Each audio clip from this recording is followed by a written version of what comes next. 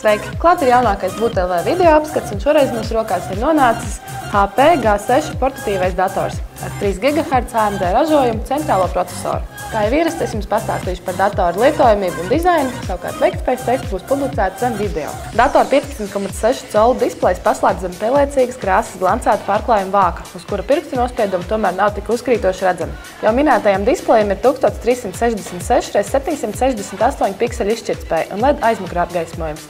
Tiek nodrošināts asas, košs un visādi citādi kvalitatīvs attēls. Arī displejam ir glancēts pārklājums, tomēr atspīdumi rodas salīdzinoši mazi. Līdz šim ierasts, ka 15,6 colu portatīvie datori ir aprīkoti ar ciparu taustiņu bloku, tomēr jaunā HP G6 sērija ir izņēmums. Un to vēlamies īpaši izcelt, jo nereti šie taustiņu bloki traucē, nevis palīdz. Pati tastatūra ir ērta ar lieliem skaidri saskatāmiem simboliem un diezgan klusa. Zem klaviatūras novietotais skārieņjūtīgais panelis no pārējā korpusa nav speciāli atdalīts. Tam ir vien reliefains pārklājums.